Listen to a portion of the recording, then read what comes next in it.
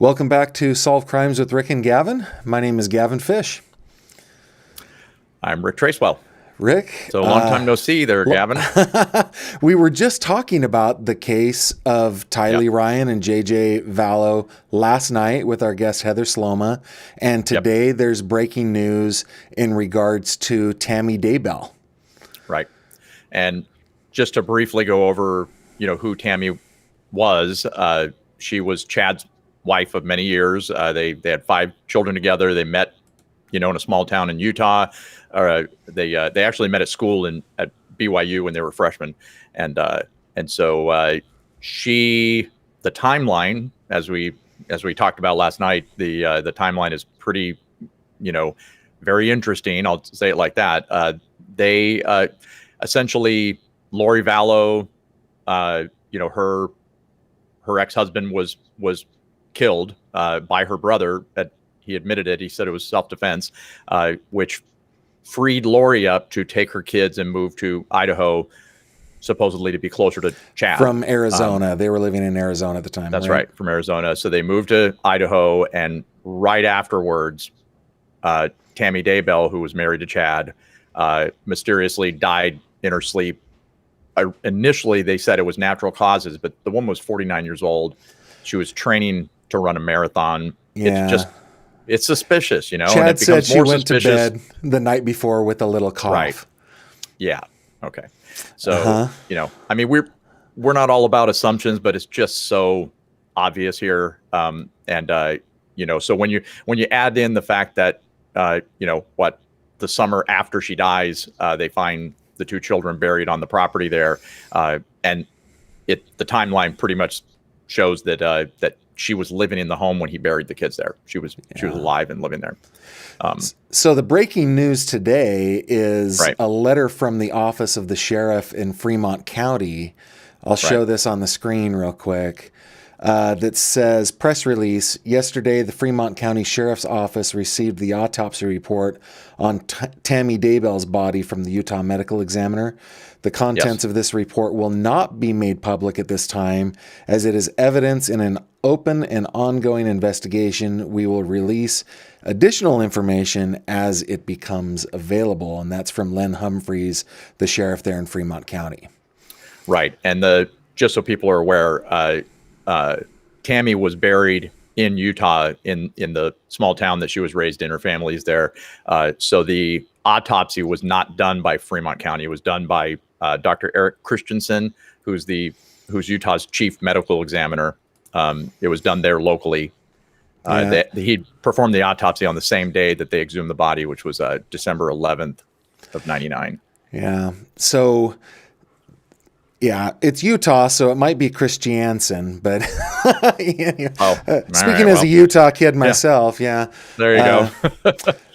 Well, I mean, and just so people understand, exhuming bodies for potential murder cases is rare. I mean, Dr. Christensen said that in the 20 years he's been practicing in the industry, he said he's been involved in exhumation 4 times, so it's not a common thing. Typically, if something is deemed suspicious, even if the family does not want an autopsy, the coroner or the medical examiner's office can overrule that and can perform an autopsy. In this case, they did not. And I will back up on that since you mentioned that. Backing up just a little bit, Tammy, again, was in good health, but when she died, they considered it natural causes just based on what they saw, right? So... and the other suspicious thing is that Chad had her buried within 3 days. Pretty quick. So there was not an initial autopsy because there was no there was nothing that the authorities considered suspicious. So this was actually the first time she was autopsied. It wasn't a second one. Yeah. Well, and one of the challenges that we understand from Dr. Christensen is that because she was embalmed, there was no blood to sample. I'm sure that they were looking for some. It was a toxicology thing, right? They were looking for something. And explaining that, it's because the funeral home typically, they remove the blood and put embalming fluid. Right. But they can get it from tissues, which what the doctor said. Yeah. So an autopsy is really kind of interesting. There are standard practices, and Rick and I know about this because of the cold cases that we look at. Specifically, the one. Well, there have been a couple where we've gotten reports like this, but the Amanda Winkowski one is the one where we have the most details, right? So when the autopsy is performed by either the coroner or the medical examiner, they take samples of the organs and they keep them, right? And they keep them as long as a case is open. They keep it indefinitely, and it's kind of gruesome to think about, but they take the organs, they slice them, they take small sections of them, and they put them in slides. They typically dry them as well. In this case, they didn't have that directly post-mortem, so that's why they had to do the autopsy. Yeah, and the exhumation was done pretty quickly after her demise, so they were. There's no doubt that they were able to perform a complete autopsy. Right. She died on October 19th, 2019, and she was exhumed December 11th. And typically speaking, I would imagine that autopsy was performed close to the 11th, right? Within a couple and I said of 1999, days. did I? Yeah, that dated 2019. 2019. Yeah. Last night we had the great Heather Sloma on the video with us, and she was giving us her legal advice. And she, because of her profession, has to be careful what she says. She can't, make assumptions and things. But it's just you and me right now. Right. And I have no problem giving my opinion on what is going on here. I mean, I'll just give you my initial opinion when you called me and told me that the autopsy report had been released, been delivered, but it's not being made public. Yeah, lay it on me. What did that tell you? Because my first thought was, well, they don't want to give away the cards before they, because we just talked about it last night, that they must be gathering evidence to file charges if they're going to file charges. Do you remember when we talked with Joe Cephalou, who's our friend who's a retired detective? He's kind of our in-house go-to guy when we're talking about police work or surrounding homicides. Right. In the Alexis Sharkey case, he was actually surprised that they released the cause of death and the manner of death in Alexis. Absolutely was, Said typically they keep that pretty and it's close almost to the exactly vest. the same situation. Yeah. Now, we have a question right now from Alice Ayers. She said, did I miss the results? I just got here. Okay, so let's just answer that real quick. They are withholding those autopsy results. The cause of death. The news is that the autopsy report was delivered to Fremont County, which is where the sheriff's department is the one in charge of this case. Right. So they're not, as Joe would say and would recommend, they're not releasing the cause of death and manner of death. But that tells me, Rick, you asked me that question. That tells me that they've got evidence that is pertinent to the case. If it was natural causes, they would have probably released it, is my guess. Which they did with Alex Cox, right? So that was Lori Vallow's brother, and I can show, I have that family tracker thing, graphic that we have here, right? So Alex Cox, you can see in the kind of center of the screen next to Lori Vallow, he died in December of 2019, just a couple months after Tammy. They did release that they believed that the cause of his death was natural. And of course, it was a different jurisdiction, and everybody does things differently. But well, you know what? And how far apart were the deaths, Tammy's and Alex's? So Tammy's was October 22nd, and Alex's was December 19th. So less than 2 months. Speaking of timeline, the thing that really, really bothers me. Alice is saying, they released his immediately. Thanks, Alice. One of the things that really bothers me about this timeline is that Lori Vallow, as we know, they got married in Hawaii on November 5th. So what is that? 13 days or something like that after Tammy died. I thought they moved there the 1st of December, but maybe I just have different. November 5th is what I have. Now, she purchased. How many days is that, by the way? Dude, don't ask me to do arithmetic. Tammy's death. 22 to 31 is 9 days plus 5. So yeah, 14. It's 2 weeks. 2 weeks they were married. But no, Rick, here's the kicker. Why would anybody think this is suspicious? She purchased a wedding ring, the ring that she had on her finger, and those creepy pictures of them in Using Hawaii. his Amazon account. Right. She purchased that ring October 2nd. 3 weeks. What day did she Tammy move to town? Oh, I didn't look that up. Okay. You know, Alice, Karen, as you guys are watching, if like, you know that, let us know. But I mean, everything just moved extremely fast. They had a plan here. Well, you know, and we talked about this last night, that it could very well be that they did not care what it looked like because they thought the entire world was going to end in July. The world was ending. So they probably weren't covering themselves very well. You know, they're probably regretting that now. Yeah. Whatever day they thought the world was going to end, the next day they went, oh, man.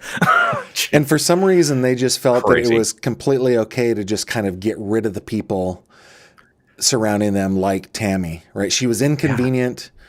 Or, you know, she had a dark spirit. Well, they wanted to be married and hold hands as they went into the wherever new they're going to fly world, up to. That's what they thought. And I mean, how callous.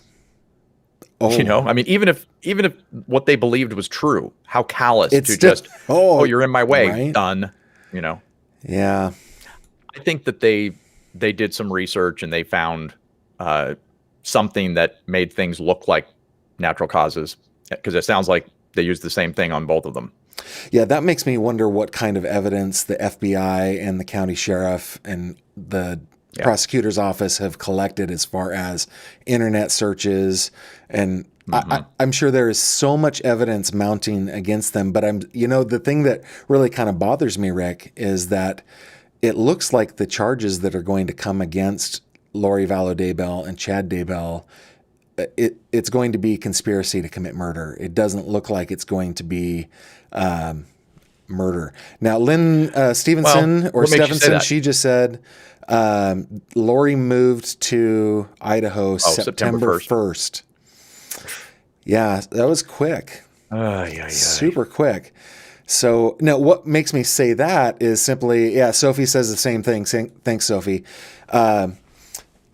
What makes me say that is because there was a recording that the defense lawyers recorded a telephone conversation that they had with Lori's sister, and I can't remember her name. Let me bring up the family tracker. I believe that was Summer Cox, I want to say. Anyway, that said that they were getting ready to charge them, or he could charge them at any minute with conspiracy to commit murder.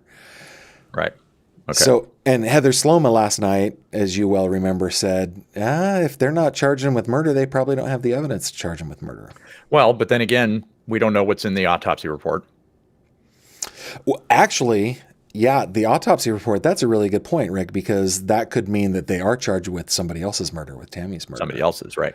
Yeah, they may not have enough, for the kids directly, but, I can't imagine these people going anywhere. And this is a moment where the family of those victims, they have to be, they have to be pragmatic about these sorts of things, or at least they're faced with the choice to either be pragmatic or not. It very well could be that, the Woodcocks, the grandparents of JJ, and all of the family that are related to Tyler and JJ. They were extremely close with those kids. Yes, they were. And they may want justice. They know in their hearts, their hearts, that Tyler and JJ were murdered by Chad and Lori, but they're not able to get that to stick. They have to have, they're faced with that choice. Do we be pragmatic about this and accept the kinds of charges that they're going to bring? Or this is something we find is kind of common with some of the cases that we've dealt with too. It really is. It's really tough. Yeah.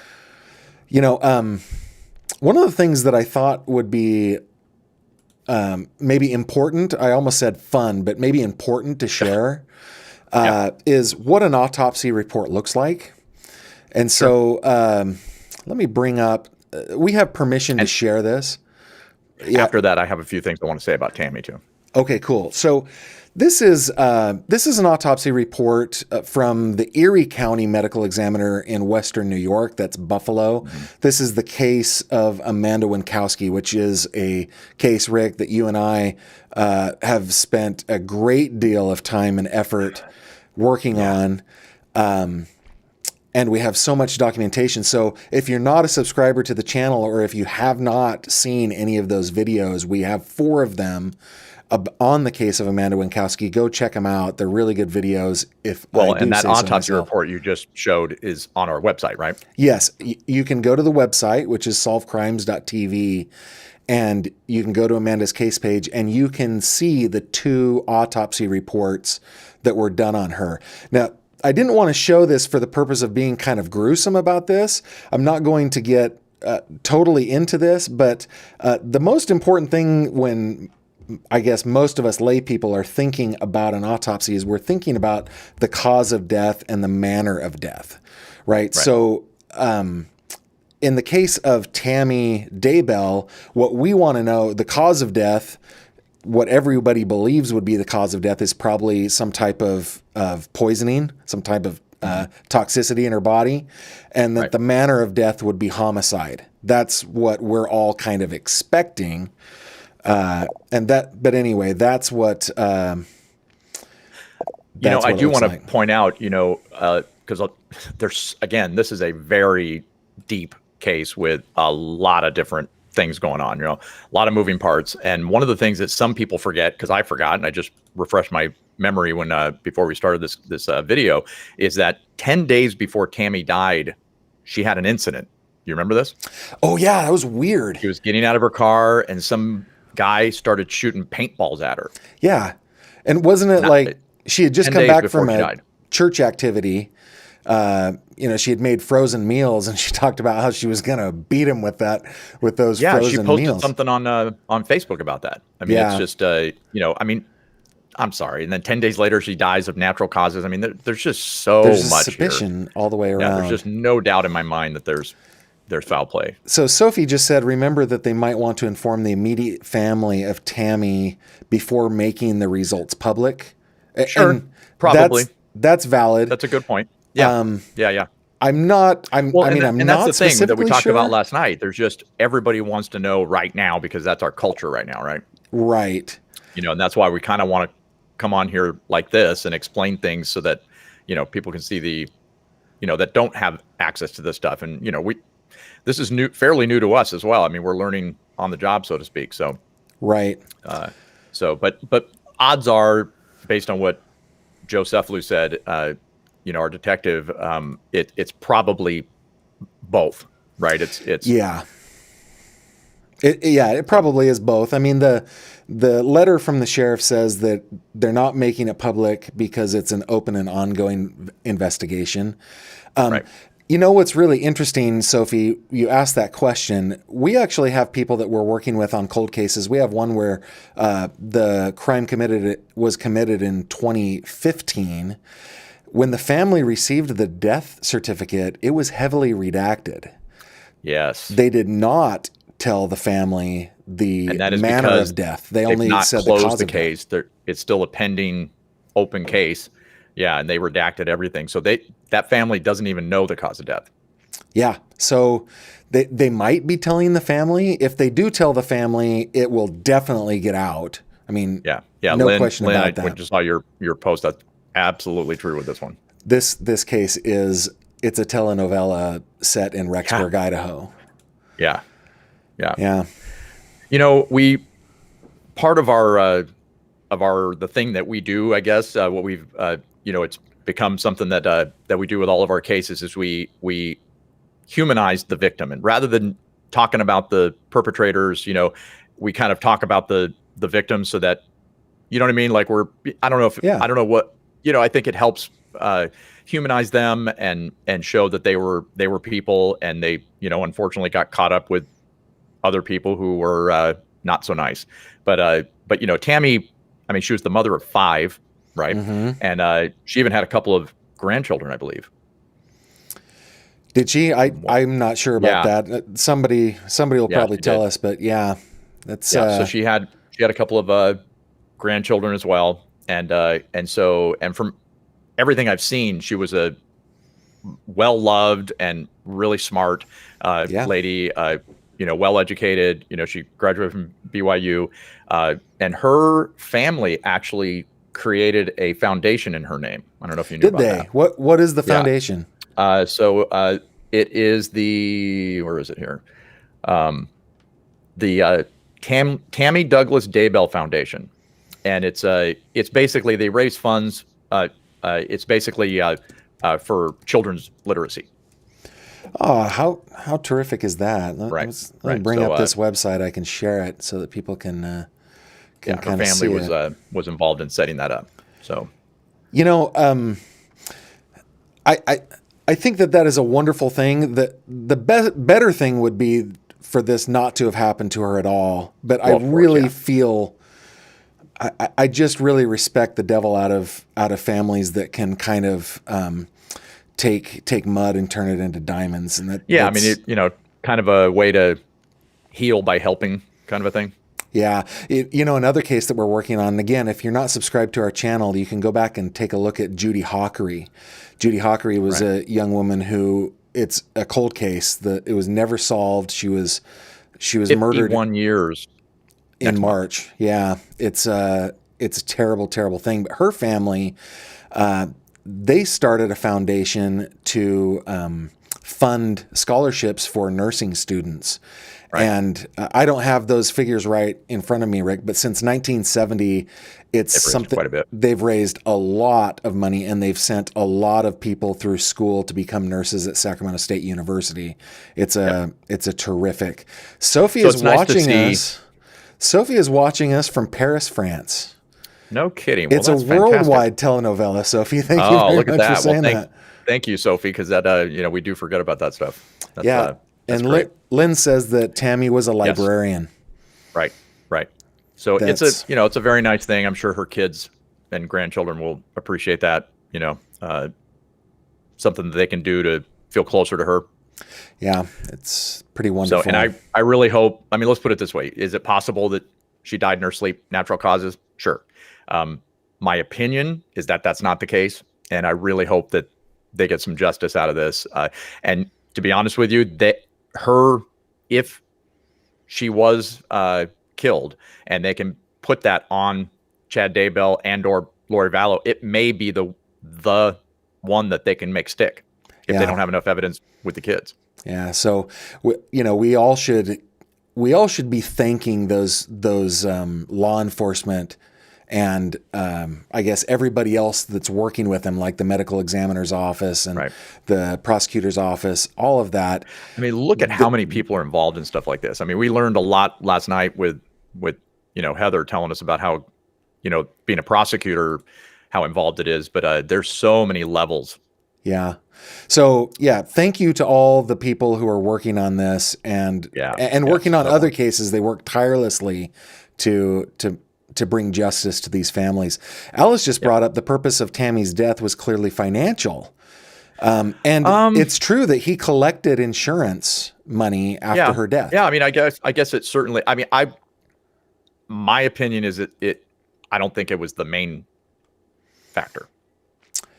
Yeah. I mean, it might've funded them moving to Hawaii. Yeah. Their motives are strange, man. Yeah. I don't know. People do things for strange reasons. Yeah. I'm sure that's part of it. That was probably a bonus. I mean, she was, according to the timeline, I mean, Lori got there, Lori took care of her ex-husband and then comes to town, and a month later or so, Chad's wife's dead, and then they're jet setting off, you know what I mean? And the kids were in the way apparently too, so they just had a path of destruction. I think that the main reason for her death was that she was in the way of their plans. It's a tragedy. I think that's probably a good place to wrap this one up. Don't you think, Rick?